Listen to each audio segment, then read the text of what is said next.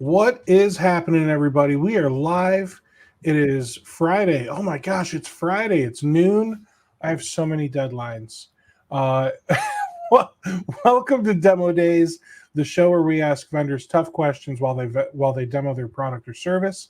I'm Steve Taylor, your host. Today, I'm joined by David and Dean from Helpt. Welcome, gentlemen. Hello, How's it hello. going? Thanks for having us. Yeah.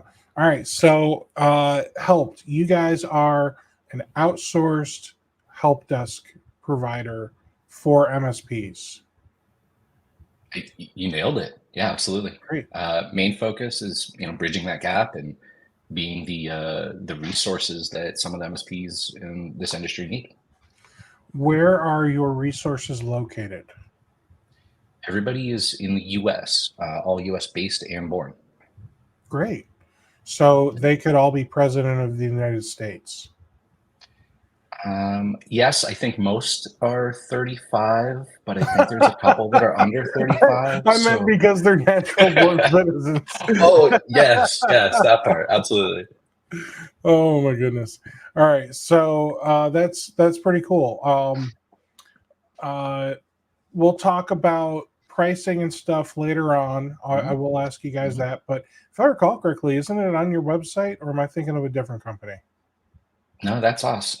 We believe in transparency in almost everything. And so it's right there on the website. If you were to go to our plans and pricing page, you'd see everything. Perfect. All right. So, Dean, you recently joined Helpt. I don't know how recent it's been now, but you're one of the newer acquisitions, hires, whatever you are. I mean, I've been verbally abusing them for it's about a year now. But they like getting yelled at so much that they said yell at us full time. So that was like half a year ago. That's awesome, man. And what do you do there? What would you say you do here at Helpt, Dean? So on paper, VP of operations, and so there's some of that. In practice, it's whatever needs getting done. A lot of that right now is sort of DIY channel chiefing. So you may have seen me around the internet because we got to get our name out there. Part of being flexible, scrappy, and US based means that we don't have massive amounts of cash on hand, just like the MSPs that we're servicing. So we got to find creative ways to get ourselves out there. You sure do. And let me tell you, you and I both have some real creative ways that we have been. So for those that saw on LinkedIn, Dean and I decided to make some wrestling pictures with ChatGPT. And behind the scenes, what you guys don't know is we kept making more wrestling pictures, and mine just really went south. I told it make all my wrestlers corgis, and then oh my gosh, David, what are you doing, man? Oh yeah, brother. I thought it was a great idea. I thought we were going to do this. I got ready. I couldn't find the tank top. I don't even know what to do now. Oh my gosh. It's probably better that way. Ray, how's it going, man? We got Ray Orsini in the chat. We got all kinds of people in the chat here. Ray, what would Ray's wrestling name be? That's what I want to know. Ray's wrestling name. That's a good question. I feel like that's a question for ChatGPT. Fair. Totally fair. We'll see what it comes up with. We'll come back to that. Matthew Pincus. Foreign policy discussion in the Helpt Slack goes off the rails. Most of them are unelectable. Mm-hmm. Yeah, that makes sense. All right. All right. So, Steve, I know we said that this is undemoable, but I do have a couple slides. Figured maybe I could take everybody through them and kind of talk about it, if nothing else. Yeah, I think that would be great if we could have a conversation, maybe see something. I don't know. We'll see what happens. Okay. But if we could have a conversation about what does it look like to use Helpt. So let's start from the beginning. So somebody calls your phone number, or that's unlikely. Somebody fills out a form on your website, because we're all introverts, and nobody wants to pick up the phone these days, right? So somebody fills out a form on your website, says they want to become a customer. What happens next? So that was a perfect lead into my screen sharing, if I can do that. And I'm going to throw that. Oh, did that work? Yes, sir. Oh boy. All right. Well, then where did the slides go? Looks like I need some tech support. I know an MSP or two. They're watching. Know somebody that can help. All right. Well, never mind. Wait, no, here it is. Yeah, this is one of those things that we should have tested at the beginning before we started. But we were too busy talking about dog wrestling. We were having busy time. Now to clarify, when you put it like that, it sounds really bad. Okay, it sounds like that one that one quarterback is involved, and that is not what we're talking about. Oh no! Oh my goodness. Well, I guess to answer your question a little bit better while I get these slides up, here we go. We're gonna have to do it old school, where I can't put it in presentation mode and share my screen. Apparently, maybe if I had the wrestling get up on, it would have worked. So one of the things that you asked, or the thing that you asked, was how does it start and how does it happen? And typically, there's a couple of different perspectives that we can look at. One of them is making that decision as an MSP. Hey, why would you want to employ somebody like Helpt to help you out? And so I've got a couple of slides on that and what that looks like. But then in reality, Steve, if you've gone in and filled out the form and say, hey, I'm ready to go, the way that starts is by picking the plan that you need. All of our plans are consumption based. It's going to be by the minute, which sounds a little crazy, and we'll get into that in a little bit. And then once you've made that decision, we spend an hour really getting to know you, finding out a little bit about your business nuance, your standard practices, things about your tools, stuff that we would need to know to be able to bolt on like we were fractional agents. It's kind of like orientation for the new guy. And so that's just about an hour. And then we break and we end up spending a couple of hours setting up the environment so that we can, have all the systems working, test all of the channels, make sure everything's as expected. And then after that, we have a 3-week enablement period, as we call it. And this is thanks to Dean. Matt and I wanted to go really fast and go live and start, changing the world immediately. But what we realized is, even if we were to spend this time with our clients and understand what they needed, there's still always going to be that thing that we're not going to have expected. How do you expect unexpected? And so now we're calling it an enablement period, where we spend the first 3 weeks really in lockstep. If we're doing a weekly meeting, if we're chatting on Slack or Teams, all throughout the day, we're understanding all of those little hurdles and things so that we can get past them. And then the infinity symbol, we just keep reviewing and improving. Everything in this world of MSPs, in this world period, is changing on a regular basis. We're always there to be able to adapt and flexible enough to be able to evolve into the needs of our clients. All right. Now, this is good. But the one thing that I'll say, when looking at, and this isn't just your pricing, this is everyone's pricing, okay? So when looking at outsourcing help desks, a lot of times it ends up costing MSPs, let's round up and call it $100 an hour for an outsourced guy. So why would an MSP want to do that versus just hiring somebody and having that resource available to them full time? That's a good question. And I think that I'll try to be as positive as possible in the way that I give my answer. These days, there are so many different opportunities for our level 1 and level 2 techs that they may see your opportunity as a springboard into another opportunity. And because of that, they spend some time with you, learn bits and pieces of your environment, and then maybe move on to another organization or get offers from other organizations to move on that could possibly cause some difficulties in retaining that talent. Was that good? I was trying to be super positive. Dean, hit me with the negative side.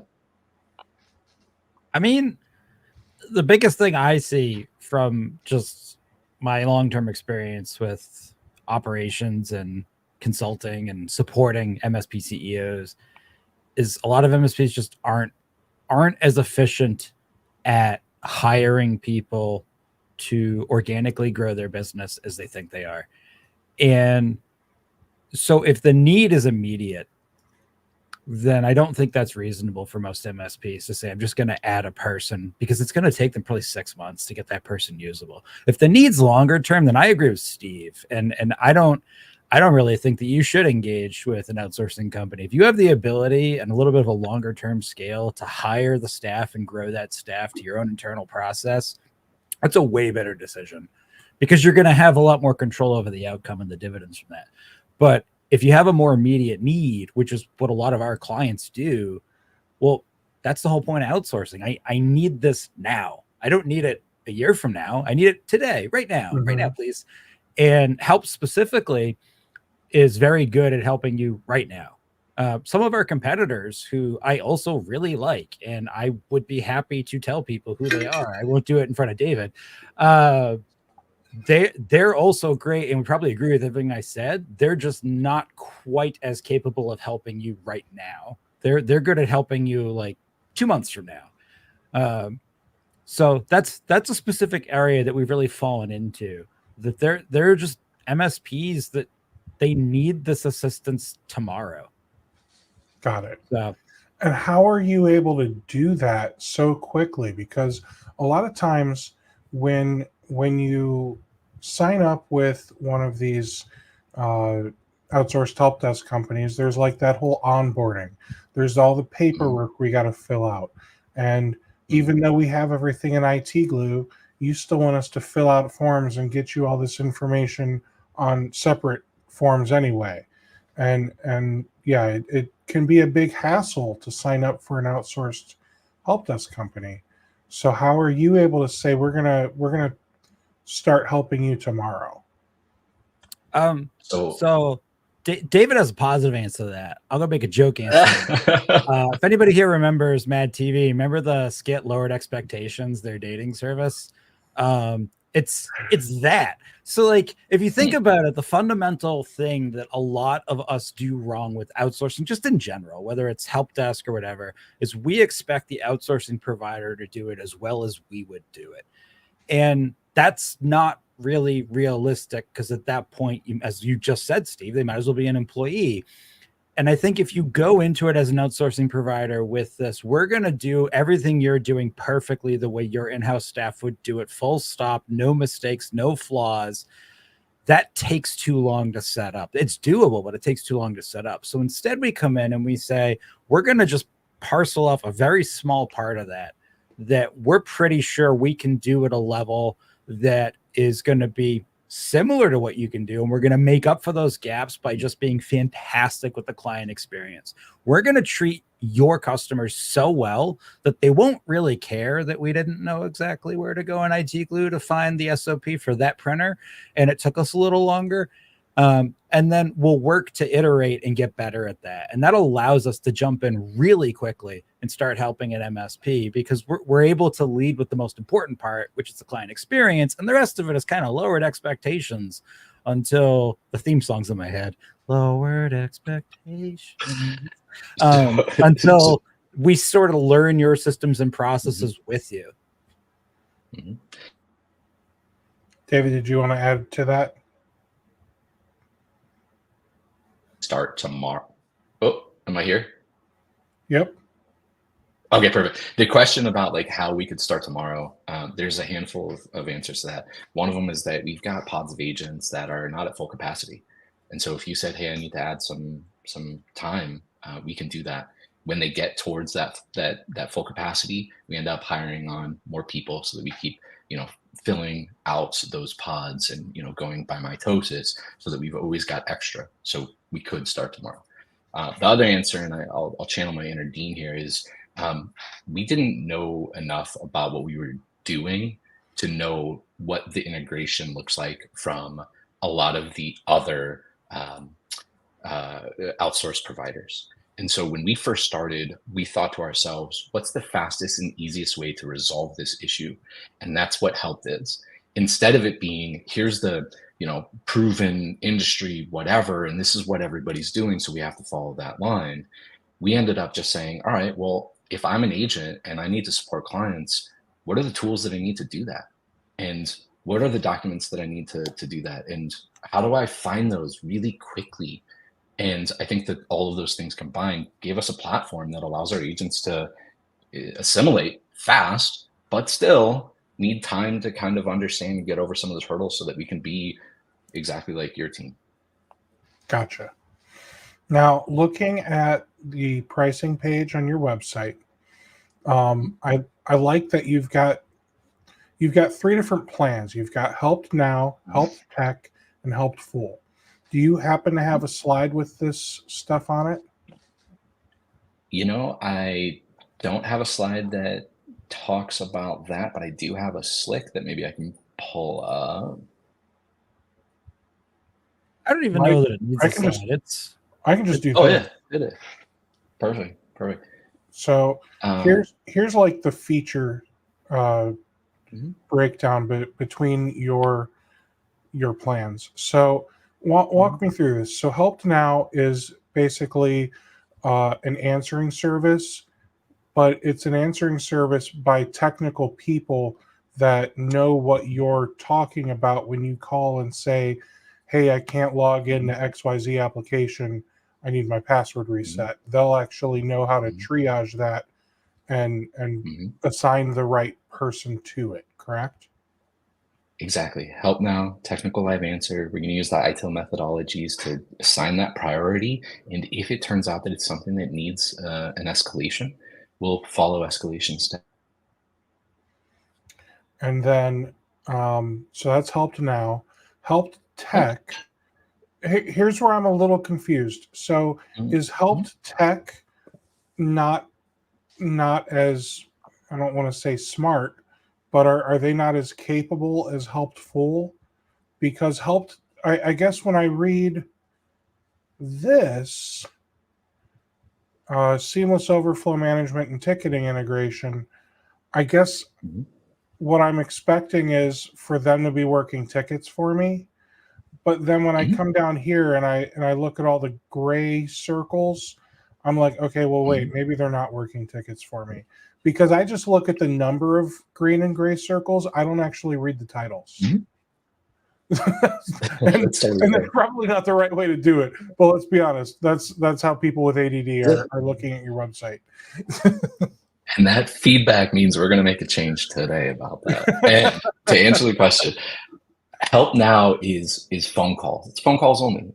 We're going to give you a phone number. We're going to do an intake form. We're going to triage those issues. If it needs to be escalated, we'll escalate.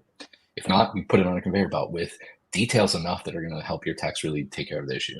Helpt Tech is just the tickets. We've got some clients that don't do anything by phone, and they say, hey, I don't need phone stuff. I just need you to be there for the tickets. So that's just tickets. Same integrations as we'd have with Helpt Full, but just tickets. Helpt Full, phone and tickets. Somebody calls in, somebody sends a ticket in, we're integrated in all of the systems. We're able to do everything we possibly can to resolve. Gotcha. So when I look here, starting at ticket classification down, so ticket classification, creation in the PSA, administrative scripting. So here's these two I think are important to talk about: administrative scripting and automation or RPA triggering. So how do you classify that as phone instead of working tickets? That's a really good question. No, you might have got us on that. Need to add more green buttons. If it's all right, David, I was just giving you a chance to please hang out there and drive. Yeah, I got to tag me in. It's a wrestling match. You got. Oh shoot! So to give you a little bit of a backstory on why there's even 3 offerings to begin with. When I joined Help, they were attempting to do full stack outsourced T1 help desk. And so kind of what we're calling Help Full now. And then they were trying to put a product together that was ticketing system only work, that was really designed to be more something that was available to like enterprise widget and SaaS manufacturers. You know, somebody who doesn't need anyone on the phones. They don't really care about all this MSP stuff. They just needed somebody who could just work through, you know, like 100 of the exact same tickets for my earphones not working that a customer sent in. And I was the one who opened my big fat mouth when I joined the company and said, hey, we should answer a live answering service. And so that has created, to your point, a little bit of confusion here. So Helpful really is this full stack T1 outsourced solution. It's everything you would reasonably expect a MSP T1 outsourcing solution to offer you. And Help Now is just the technical live answering. And that's why the help tech kind of seems almost like it doesn't fit, because you're right, it doesn't fit. It's really meant for a different market. And that's probably not too clear from this sheet. And I think it helps answer that question, because you figure if I'm a T1 at your MSP, Steve, you would expect that I might not be a PowerShell expert, but I might go in there and say, hey, you know, this script variable is wrong. The script isn't executing. I might say, hey, you have Roost. They just had a big conference. You have Roost and you have a workflow you want me to trigger to create a new user. Well, I'm a T1. I can do that. So that's why we have those things flagged under Helpful, because those are all things that are pretty reasonable to expect your T1s to do at your MSP. And so our T1s can do them for you. Got it. All right. Now, thanks, Dean. I wanna hit this question by Josh. Do you guys only work with MSPs, or can everyday companies looking to outsource their help desk work with you guys also?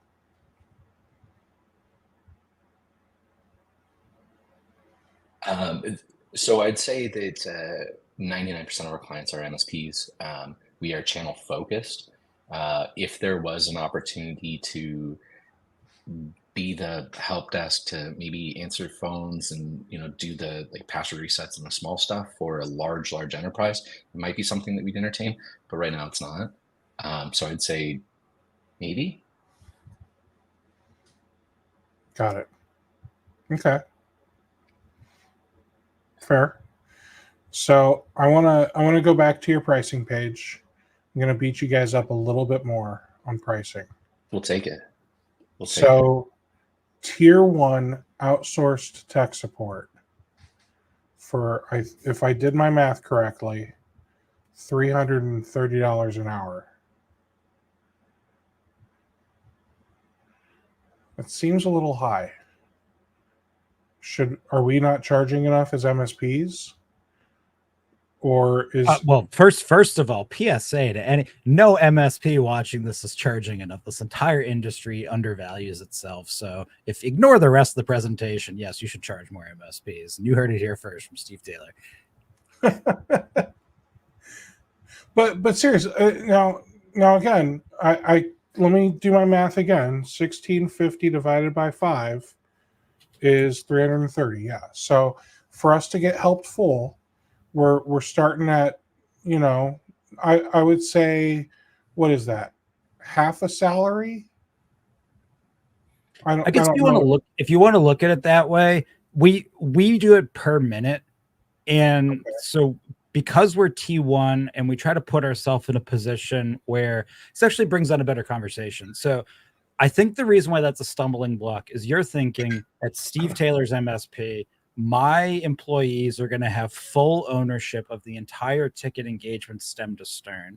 And that full ownership is not 10 minutes or 15 minutes. It's everything leading up to that, working the ticket, everything after the ticket, the account management after the ticket, the going into a virtual or physical meeting with the account manager to talk about a challenge, maybe going over to your automation team to say, hey, this is the 15th ticket to, reset this printer we've had. We should make a script for that.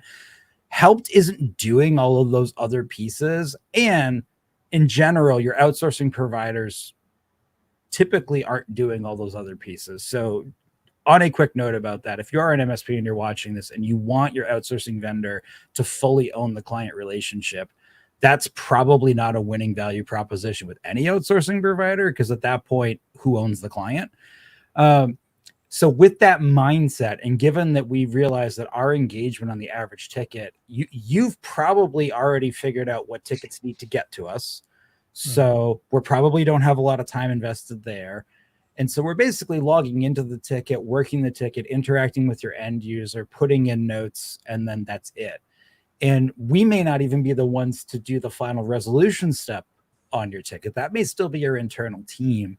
So that ends up meaning that it's pretty rare that tickets actually take as long with us as they would with an internal employee. So we went with a minute model. And that's why I think the like per hour thing doesn't, I get what you're saying. You're not wrong, but that's why we don't really run into that in reality, because we're not actually burning through hours the same way that you would probably burn through those hours with your internal team. But did I drop off completely, or you did. did you hear any of what I said? Oh, geez. No. Yeah. All right, Dean. Well, keep going. I'm sorry. No. Have at it. So I have a feeling that you've already kind of touched on the fact that it's coverage, right? It's not that it's $330 an hour in sequence. It's, you know, multiple 10-minute engagements or less. I think that that's a big distinguishing factor. A lot of people look at it this way as, hey, it's $330 an hour. I look at it as, hey, it's a fraction of the cost of having an agent that might be sitting there twiddling their thumbs for a lot of the time, or it's a small barrier of entry to get into that place where you're able to scale yourself up. So, hey, do you want to spend $6,000 a month fully loaded for an agent right now at the place that you are? Or do you want to bring us in and then help you kind of grow without it? And then when you're ready to bring that agent in, bring that agent in. Additionally, you know, the coverage aspect is really important because, you know, we have 24/7 availability. And so if you said, I'm going to have my guys on call and I'm going to I'm going to pay those on-call guys, you know, $100 a week, couple $100 a week, or whatever it is, just for them to be available. Using us can potentially, you know, completely erase that cost or diminish it in a way that is a little bit more bearable. And it's also going to add that buffer between your clients after hours and your technicians. Asking somebody to be on call is never a fun time. Incentivizing them with a couple bucks is kind of a middle ground. Telling them, hey, you're not going to be frontline. You're only going to be called when there's an escalation. It's a complete game changer. Mm-hmm. I agree with that completely. I got to ask the questions though, man. So Ray Orsini, the man, the myth, the legend, he's in the chat today on LinkedIn. He's coming in. I would say coming in hot, but no, he's just speaking truth. You guys handle training and upskilling of your team, right? Absolutely. So we have an LMS that's internal. We have our agents go through the LMS, learn the basics about, you know, IT type stuff. Sorry, we call it IT refreshes. It's not learn the basics. That sounded awful. It's refresh them on some of the basic type stuff. Then there's some more of the complex things that we have out there also to refresh. And then we have stuff that's specific to each of our clients. So they're able to pop in, you know, understand some of that nuance and continue to understand more and more about who we're serving. And then, of course, we want to upskill our agents. You take knowledge with you everywhere you go. You know, we have different programs that allow our agents to get certifications. You know, we pay for passes. We want to have them be super agents, and we want to empower that as much as we can. Okay. Next up, Anthony Martini says that hoodie is fired. Oh man. David, where can they get their own? Oh boy. Well, we do have a Shopify page now, thanks to Dean. And you can get your own Helpt swag on the page. Actually, thanks to Ray, I ripped off Ray's ideas. Thanks, Ray. Thanks, Ray. Hilarious. That is hilarious. All right, so I see there's chat's going crazy, which is awesome. Oh, fantastic. Thank you guys. All right. So we kind of talked about how your offering compares to other outsourced technical support solutions in the market. One, all of your technicians are US based. Two, you bill per minute.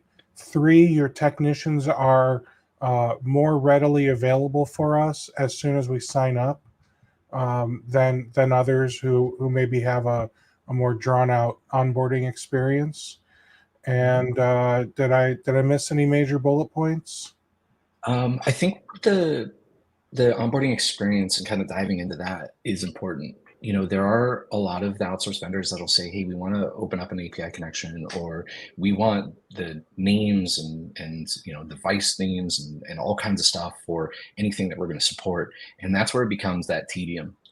Steve, you mentioned it a little bit earlier, and the reason why there is all of that is because a lot of these folks charge for per node or per endpoint or whatever it might be, and so they're looking to track every single one of those devices.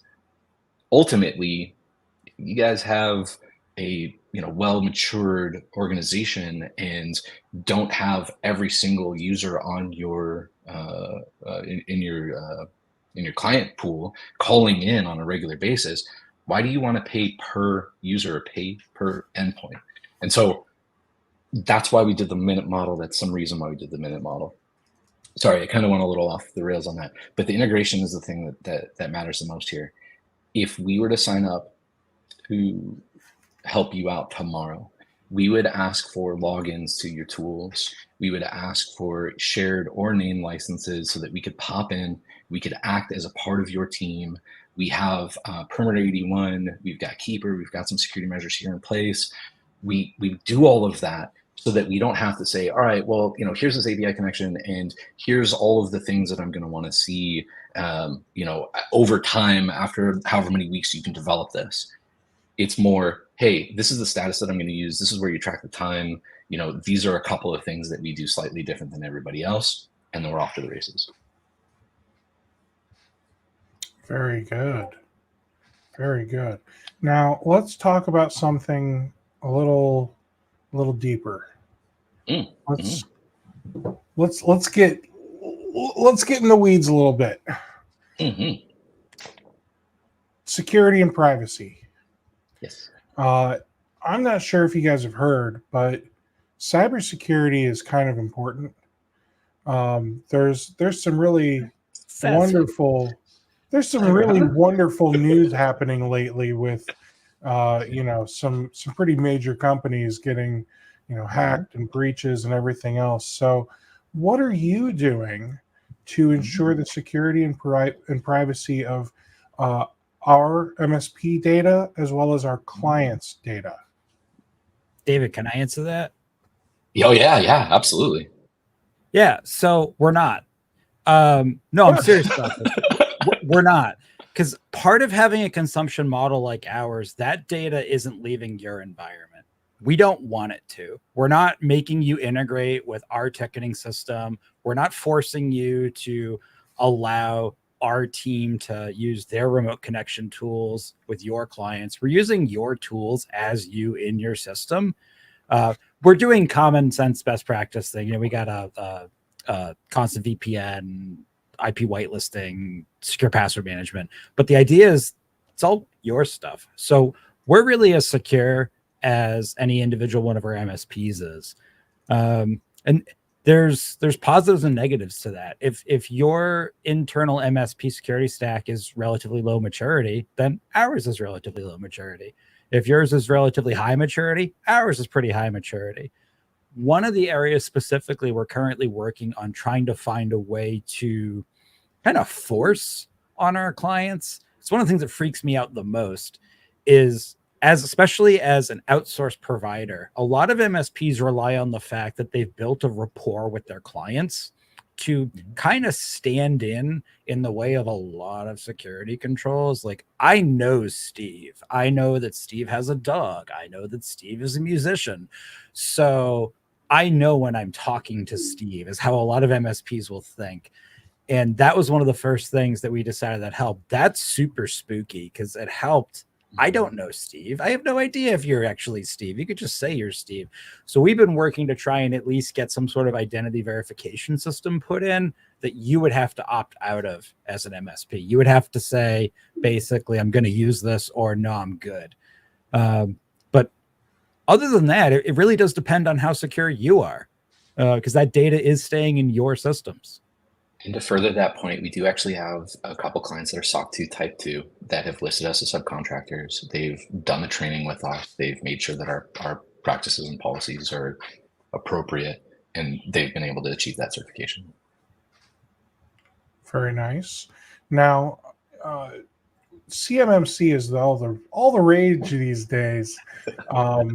Everyone's talking about CMMC. In fact, I had a meeting the other day with some MSPs and an outsourced help desk provider, and the MSPs basically said we wouldn't consider an outsourced help desk provider because we have CMMC compliance that we have to adhere to.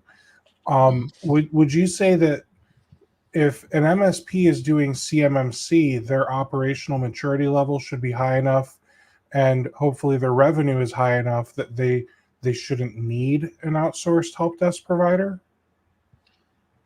I guess it depends on what's being committed to their clients. Can you be awake 24 hours a day, Steve? I can't.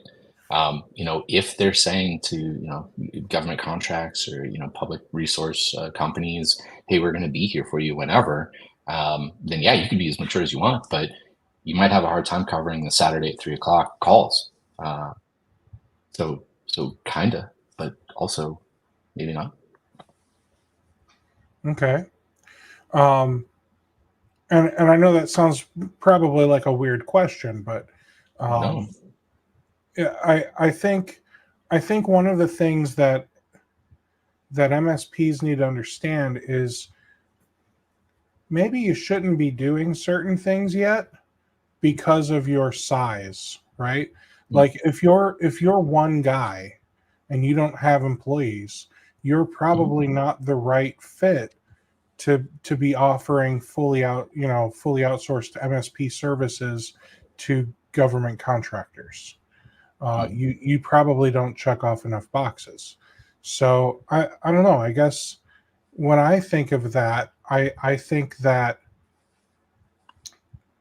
once MSPs hit a certain milestone and they're doing that type of work, that they've almost kind of outgrown some of the outsourcing needs because they've got enough people on staff. So I've got some anecdotal, I don't know, evidence or stories I can tell about the different sizes of our clients. I'm just going to very specifically target in on one that was one of our oldest clients. They were supporting probably around 2,500 end users. They had many techs. I want to say it was probably 6 to 8 techs. They had a CTO, they had a CEO. They seemed like they were, past that, 7-figure hurdle, and they were getting, up there in revenue dollars. And they had a hard time with the things that they were committing to their clients and what they were able to provide. And so they engaged us to be their full service desk. Everything that came in came to us first. And we took it in, ingested it, did everything that we possibly could, and freed up the time of the 6 to 8 techs to do the things that maybe our guys couldn't do, but took the technical skills and the knowledge and the development to be able to accomplish.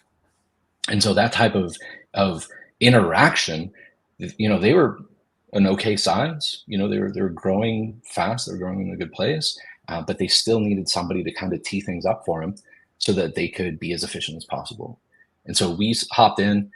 We were with them for about a little over a year, and then they said to us, "Hey, you know what? We did a merge. They ended up getting even bigger than they were before, and now we just need after-hour support." And we said, "Fantastic." And we've continued the relationship. And so there's all kinds of different levels where we can apply.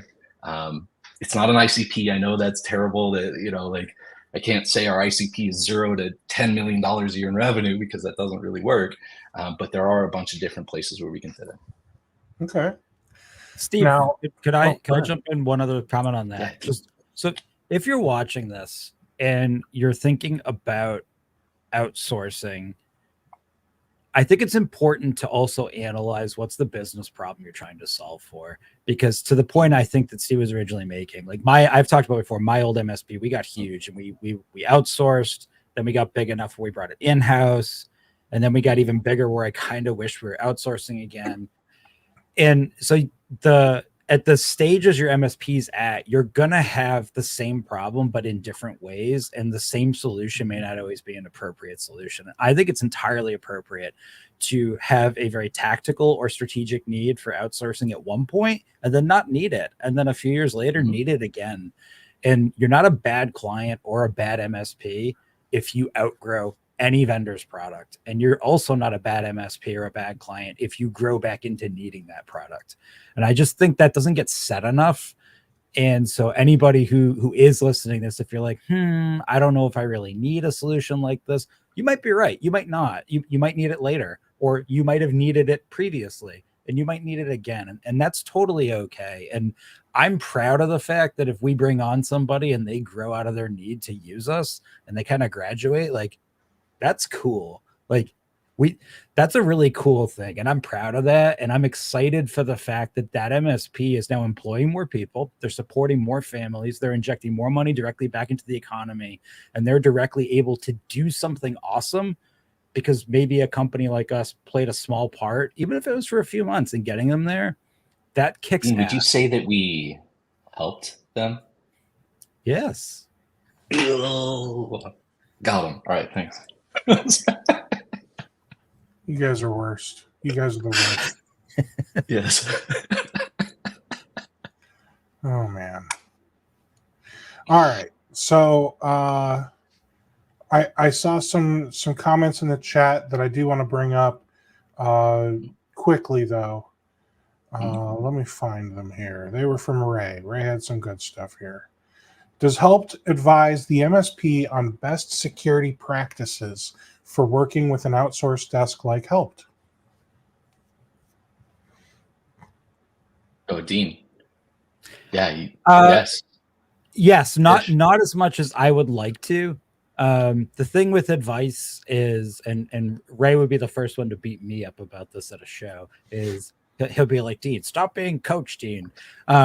Not everybody wants to hear the advice. So as a vendor, and I think any vendor could agree with this, we all kind of know sometimes when our product isn't being used the best way possible. And you can kind of speak up, but at a certain point, like, I don't know if any of you have ever done this. You ever just bought something and thrown out the manual and been like, screw it, I'll figure it out. Like, some people just do that. And some of our clients do that. So we try to gently suggest common sense things whenever possible. We'll always try to suggest individual named licenses for auditing. We'll try to suggest they whitelist our, perimeter 81 IP address. We'll try to suggest that they make sure they've parceled off the parts of their network they want us to touch and not touch. People actually actioning on that one probably isn't as tight as I'd like it to be. And I haven't figured out the right tone yet to take to sort of, if I was an MSP, it was my clients, I would just have a waiver and I would say, hey, I told you that you should be doing this and you didn't sign the waiver and I'm off the hook. That's a little bit more tricky with MSPs. You're terrible. It's a little bit more tricky with MSPs as clients. And we're still working on that, the right tone to take with advice versus sort of pushing into their turf. During the onboarding right now, and Dean mentioned we are working on something that's going to make this a little bit more cohesive, but right now during onboard we're asking the questions, and I think that sometimes just asking the questions brings the issues to light. Hey, what are you using for this? How are you handling this? What are you doing when this happens? And that type of stuff just illuminates things. And down the road we'll be able to do the waiver thing and say, hey, we've got a solution for this, but you didn't want to do it. But right now it's just it's bringing it to mind, and it's something that will hopefully be helpful. Which is shocking to me, and I'm not throwing shade at any of some of our clients are my friends, and I'm not picking any of you, but during the onboarding, when I'm asking questions about how we're going to represent your business, and I've had a number of those MSPs be like, oh, I've never thought about that. I'm like, really? You didn't Okay.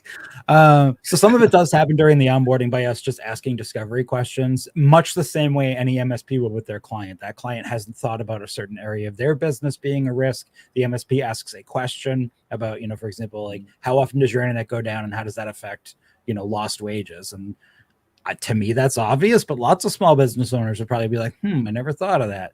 So there is a certain element of that. But to the root of the question you're asking, Steve, is there sort of like a best experience from a security standpoint with Helpt as like a published FAQ you could follow? No, that doesn't actually exist right now. It is very reactive.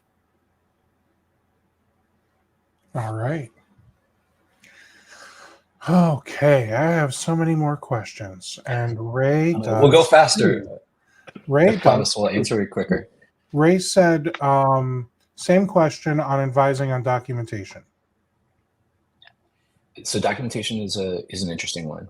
What we do as kind of like a belt and suspenders method is that we create internal documentation that shows our agents where to go to find the documentation that they're going to need to use, and gives them some like tips and pointers for when they engage. When we see something that is deficient or missing and we end up having to do like a light escalation, it's kind of an opportunity for us to advise and warn our clients of something missing. Hey, Dean, I don't know the IP address to this printer. It looks like there's a page here in IT glue, but it's missing or it's changed or it's whatever. All right, perfect. Dean can then go in and action that. So yes. Yeah, our team ends up peanut butter jelly sandwiching stuff a lot. The MSP will be like, go make me a peanut butter jelly sandwich. And our team will be like, okay, where's the bread? And that's when, especially the smaller MSP is like, oh yeah, you know what? I did never actually write down where the bread is. The bread's over here. And then our team's like, okay, cool. How do we open that cabinet? That happens organically often. Some MSPs are highly receptive to that. And they're the ones that we tend to have a very collaborative relationship with. Other MSPs just don't care. And they're like, hey, thanks for telling me that. That's fine. Just make the best effort. Don't care.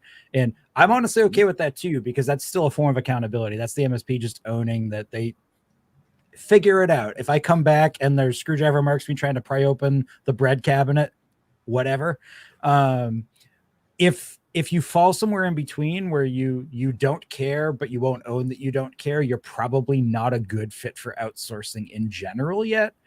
And we'll try to offer that advice as well. As weird as that sounds, we will probably say in that enablement period that, hey, I don't know if this is a good decision right now. Like you might want to look inward first before you spend this money, because to the point of that question, there are a lot of folks whose documentation is not written in a way where a stranger can interpret it. And if you don't fall into those two camps of I care and I want to fix it, or I don't care, do whatever you want, that can be really struggle to work with anybody really that isn't, in that siloed tribe inside your company. We've done that a couple of times where we've come in with the idea that we were going to be the, service desk, the helpful, doing everything we can. And we've come to terms after an onboarding with our clients that maybe we just need to do the help now. Maybe just us being there to answer the phones, to understand the issue, to triage and send the issue into our client gives them enough breathing room to really start to document and create more of the guidelines that we're going to need to be successful. So what about an MSP that says, hey, I know my documentation is lacking. Can you help me? Like, will you, in fact, Tyler has this question. Can you help an MSP a bit with their documentation? Tell them what's lacking. I'm asking from the perspective of a OMB. I don't know what that means. Other man beard. One man band. Oh, yeah. I like other man beard better. So it's a slippery slope. So beyond the concept of ownership, we're consumption based. So the blanket answer, yes, absolutely. Tyler's a good friend of mine. So yes, Tyler, we can help you with that. But you're probably going to rack up minutes having us do that. And at a certain point, you just need to make that value prop yourself. Is this what I want to pay an outsourced provider to help me generate? And my personal opinion is it's somewhere in the middle. I think Helpt is probably in a good place to identify those gaps, but they're not our clients. It's not our documentation. They're your clients. It's your documentation.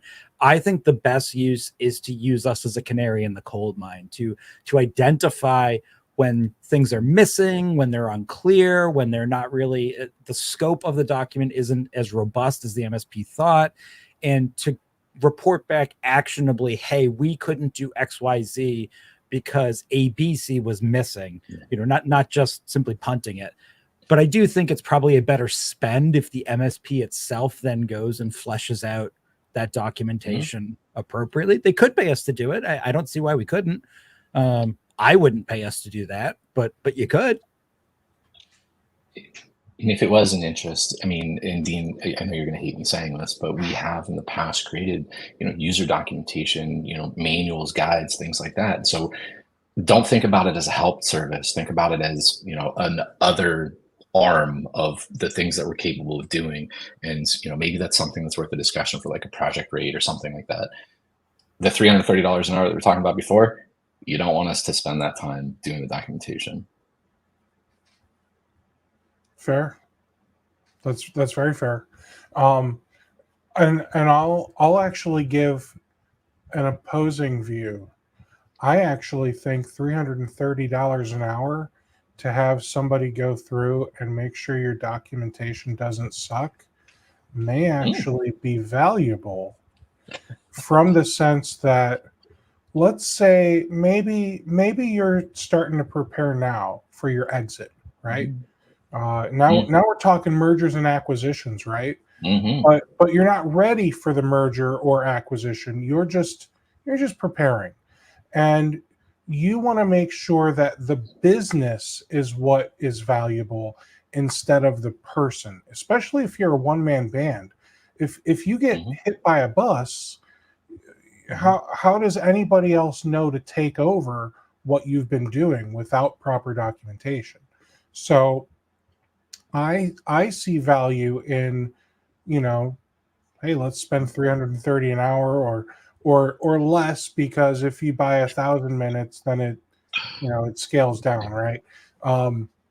But yeah, I see value in having you guys do that personally. I mean, not my money, but somebody else's.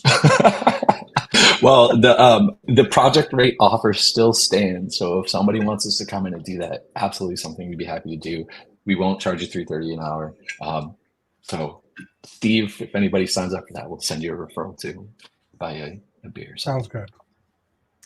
All right. So how does Helpt ensure the quality and consistency of your tech support?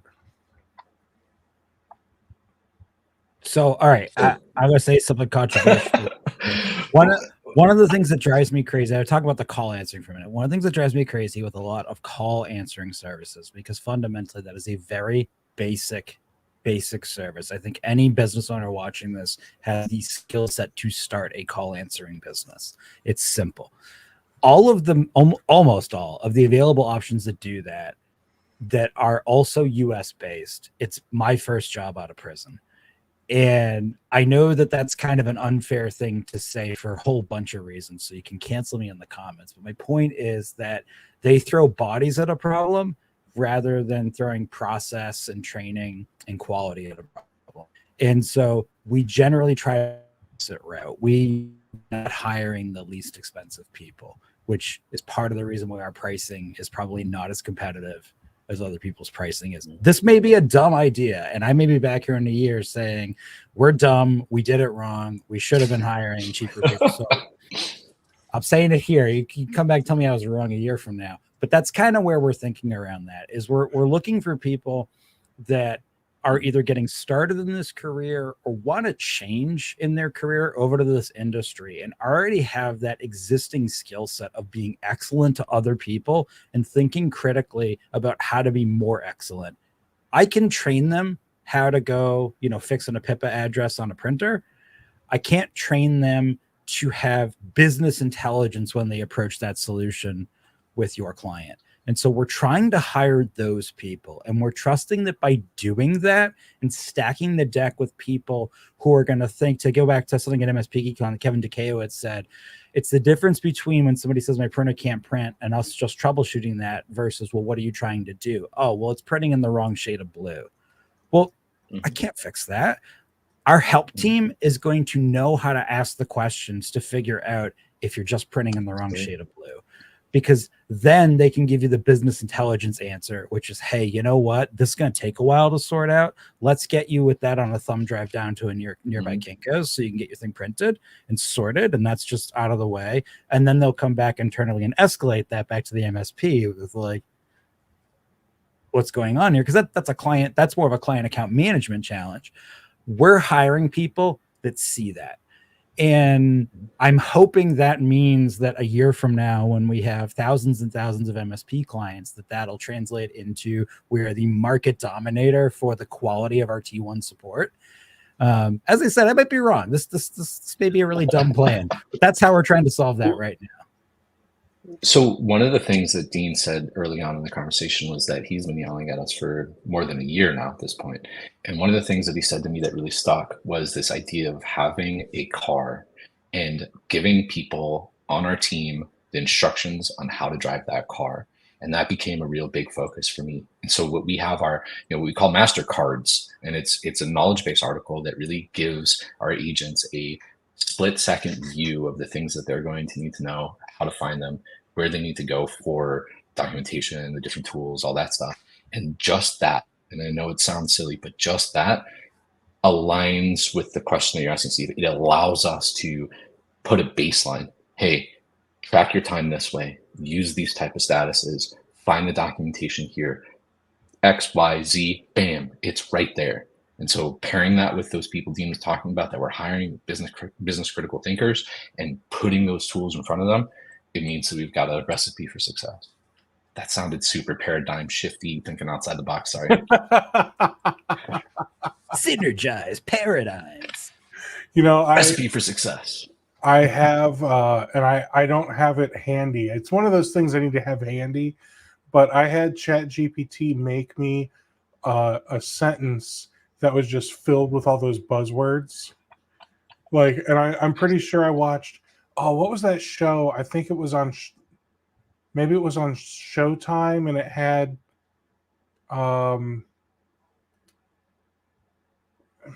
never mind. It's completely escaped me. It was one of those shows where they do consulting, and it had Don Cheadle as the star. You guys got to watch it. It was hilarious, I thought. All right, so House of Lies? What's that? House of Lies? Yes. Huh?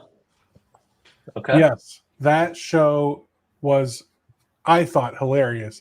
Coming from a consultant, it was just filled with buzzwords, and you could tell they were just pulling stuff out of a hat, man. All right, I have one last thing I need to ask you guys about. I feel like you guys have done a really good job, and I want to ask you about what's your process for escalating complex issues to our team, and how does your ticketing system work, or do you just integrate with ours, and all these things, right? But I have a much more important question to ask. Matthew Pincus opened up this can of worms here, where he said something about a trade show and had a booth offering prison labor. Let's hear it. Come on. So it was literally our first trade show that we had gone to, and we're close to the Anaheim Convention Center. I was sitting there. I Googled, trade shows in the area, and there was this trade show. It's called the AEMS, and it was something electronics manufacturing, something else. And we walked into this trade show. It was this massive, conference hall, whatever you'd call it. And as we're going up and down the rows, we kept seeing that people were selling components. And, we'd say, hey, do you guys need support? This is something that maybe we could do. And they'd say, no. We're selling this into somebody who's creating a product who's then doing that support. I'm like, all right, fine. So we kept walking, and there was somebody that had bags of coffee on their little table. And so Matt, being a coffee guy, stopped and started talking to the person. And that person happened to be a prison labor representative. Oh boy. The coffee was prison coffee, which I didn't drink. I'm assuming Matt did drink. If you they made it tell in us the how was the toilet, coffee. right? Yeah, like it was yeah, exactly. They just anyhow, and they also offered prison labor. So obviously we're here for the empowerment and betterment of people. What they were doing was they were taking these folks that were looking to enhance their abilities. They were putting them in a classroom. They were putting them in a room where they could take these types of calls. And so it was a consideration for about 2 seconds, long enough for us to grab that coffee and get out of there. All right. Well, that is the perfect story to wrap this up on. Guys, if you want to learn more about Helpt, you could go to their website, but I am inclined to recommend you go to channelprogram.com and search for Helpt, where you can not only contact them through a form on our page, but you can also see reviews from real MSPs that have used the platform. In fact, if you've used Helpt and you have something to say about them, go to our website, channelprogram.com, and you can leave a review for Helpt, and we'll give you $15 for doing so. So, hey, Steve, I got a question. Is there a way, if I was that MSP that was doing that and I had an entire stack of tools, does somebody make a solution that would allow me to see my entire stack listed in one place that's free to me as an MSP that is pretty much an industry first?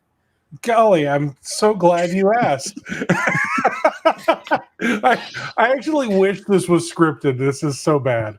No, so if you go to our website, channelprogram.com, I said it a third time, so now Beetlejuice will come out. So go to our website and you can sign up for free. We've got a solution called Navistack. And with Navistack, you can fill out a visual stack where we've got a bunch of, let's call them empty holes, right? And you fill the holes up with the tools that you're using. And the cool thing is you're going to see what holes you're not filling. So you'll see, oh, look, I'm not offering this service to my clients. Maybe I should be. Maybe I don't care. I don't know. Whatever your thought process, I'm not here to tell you one way or another, but it is a really fantastic way for you to check out what you're using, see if you've got overlap, and then another great way to use it is if you're acquiring another MSP or if you have franchise MSPs. We just released the franchise model. So yeah, for those of you folks that are on the 20, maybe we got something on there for that. So yeah, thank you so much. Can I pull a Dean too?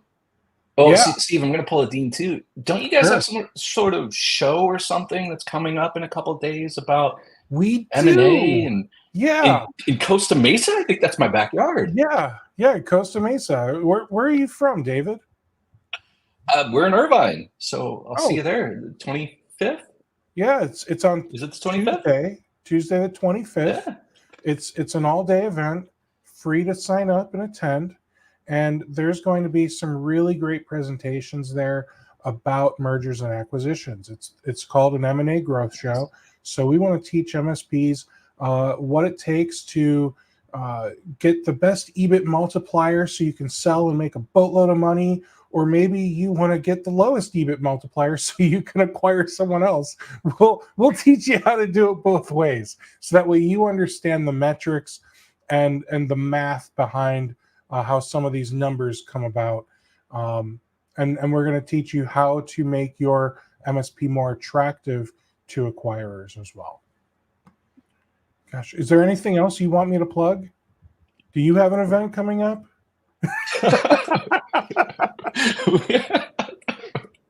We don't. And thank you, Steve, for having us both on the show. This is awesome.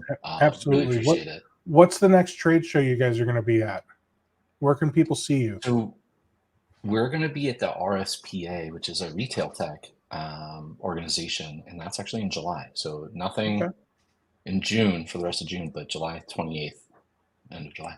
Sounds good. Yeah. Where's the next trade show that we've heard of that you're going to be at? That's a good question. We're going to be at TechCon Unplugged in September. So I guess a couple months after that, and hopefully that's when you've heard of. We're poor because we're spending all of that SG&A that we could be spending on trade shows on hiring excellent people on prison coffee. Yeah, prison coffee. Never mind. Not on prison coffee. Yeah. You know, if it works, then by all means, go for it. All right, gentlemen. Thank you so much for doing this. Thank you, everyone, for watching. We'll catch you at the next demo days on Tuesday. Take care. Thanks, Steve. Thanks, Steve.